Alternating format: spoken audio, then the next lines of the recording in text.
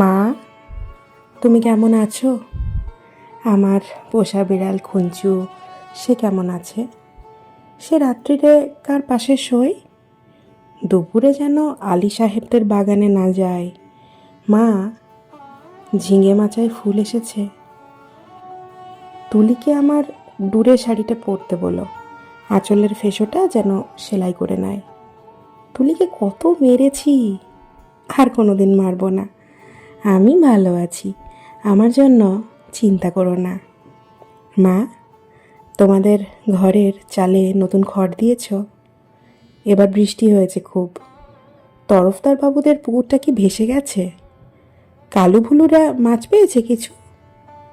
একবার মেঘের ডাক শুনে কই মাছ উঠে এসেছিল ডাঙায়। আমি আম গাছতলায় দুটো কই মাছ ধরেছিলাম। তোমার মনে আছে মা? মনে আছে? আলী সাহেবের বাগানের সেই নারকোল চুরি করে আনিনি, মাটিতে পড়েছিল, কেউ দেখেনি।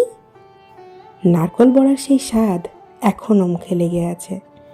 আলী সাহেবের ভাই মিজান আমাকে খুব আদর করত। বাবা একদিন দেখতে পেয়ে চালাকাঠ দিয়ে পিটিয়েছিল আমাকে। আমার কি দোষ বলো তো? কেউ আদর করলে আমি না বলতে পারি? আমার পিঠে এখনও সেই দাগ আছে। আলী সাহেবদের বাগানে আর কোনো দিনও যায়নি। আমি আর কোনো বাগানে যাই না।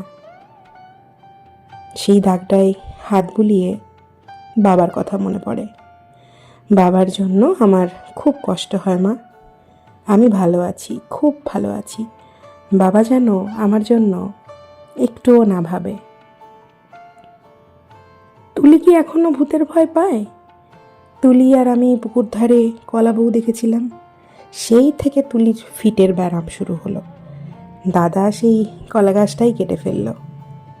আমি কিন্তু ভয় পাইনি, তুলিকে কত খেপিয়েছি। আমার আবার মাঝরাত্রে সেই কলা বউ দেখতে ইচ্ছে করে। হ্যাঁ, ভালো কথা, দাদা কোনো কাজ পেয়েছে মা? নকুরবাবু যে বলেছিল বহরমপুরে নিয়ে যাবে, দাদাকে বলো।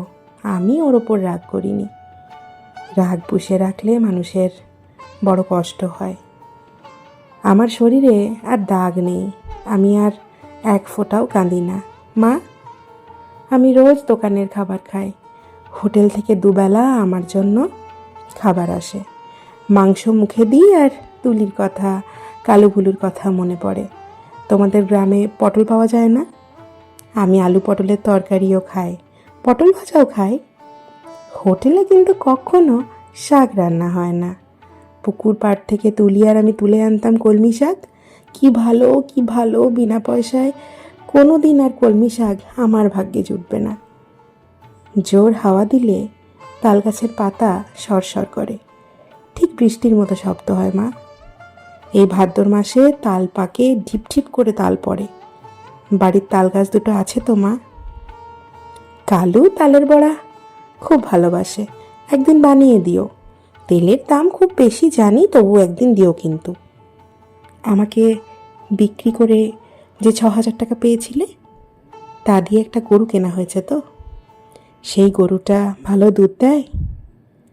আমার মতন মেয়ের চেয়ে গরুও অনেক ভালো। গরুর দুধ বিক্রি করে সংসারের সুসার হয়। গরুর বাছুর হয়, তাতেও কত আনন্দ হয় বলো। বাড়িতে কন্যা সন্তান থাকলে কত জ্বালা। দুবেলা ভাত দাও রে, শাড়ি দাও রে, বিয়ের জোগাড় করো রে।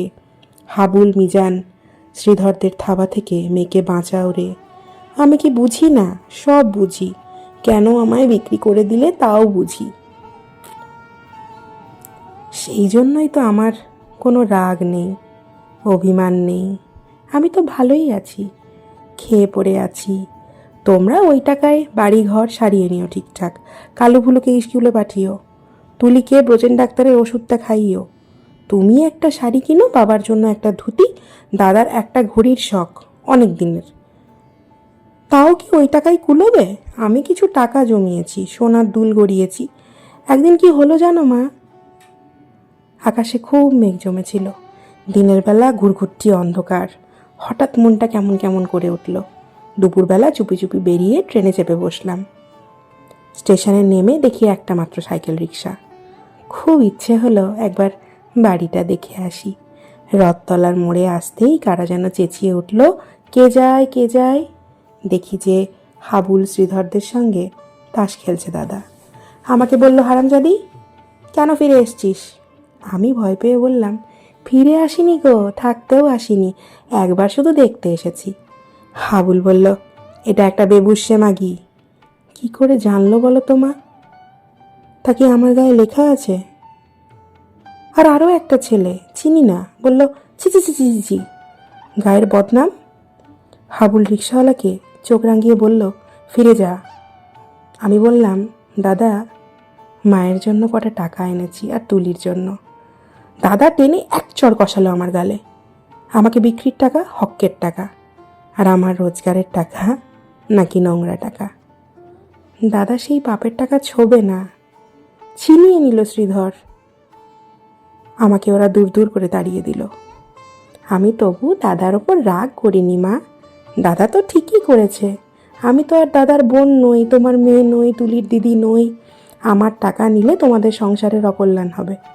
না না, আমি চাই তোমরা সবাই ভালো থাকো, গরুটা ভালো থাকুক, তাল গাছ দুটো ভালো থাকুক, পুকুরে মাছ হোক, ধান খেতে ধান হোক, ঝিঙে মাচায় ফুল ফুটুক। আর কোনোদিনও ওই গ্রাম অপবৃত্ত করতে আমি যাব না। আমি খাট বিছানায় শুই, নীল রঙের মশারি, দোরগোড়ায় পাপোশ আছে, দেওয়ালে মা দুর্গার ছবি, আলমারি ভর্তি কাঁচের গেলাস, বনবন করে পাখা ঘোরে। সাবান মেখে রোজ চান করি। এখানকার কুকুরগুলো সারা রাত ঘেউ ঘেউ করে। তাহলেই বুঝেছ কেমন আরামে আছি আমি। আমি আর তোমার মেয়ে নই, তবু তুমি আমার মা। তোমার আরও ছেলে মেয়ে আছে, আমি আর মা পাবো কোথায় বলো তো মা? সেই জন্যই তোমাকে চিঠি লিখছি মা। তোমার কাছে একটা অনুরোধ আছে, তুলিকে একটু যত্ন করো। ও বেচারি বড় দুর্বল, যতই অভাব হোক তবু তুলিকে তোমার পায়ে পড়ি মা। তুমি বাবাকে বুঝিয়ে বলো, তুলিকেও যেন আমার মতন আরামের জীবনে না পাঠায়। যেমন করে হোক তুলির একটা বিয়ে দিও, ওর একটা নিজস্ব ঘর সংসার, একজন নিজের মানুষ। আর যদি কোনো রকমেই ওর বিয়ে দিতে না পারো, ওকে বলো গলায় দড়ি দিয়ে মরে যেতে, মরলেও ও বেঁচে যাবে। না না না না না না, এ কি অলক্ষণে কথা বলছি আমি? তুলি বেঁচে থাকুক, আর সবাই বেঁচে থাকুক। তুলির বিয়ে যদি না হয়, না হোক। হে ভগবান, গরিবের বাড়ির মেয়ে কি বিয়ে না হলে বাঁচতে পারে না? বিয়ে না হলেই তাকে গ্রামের সবাই ঠোকরাবে।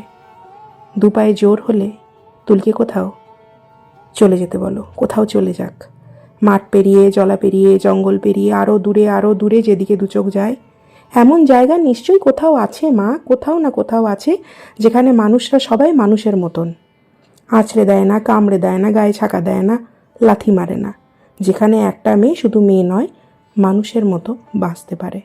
মা, তুমি আমার মা। আমি হারিয়ে গেছি তুলিকে। তুলি যেন আমার মতো না হয়।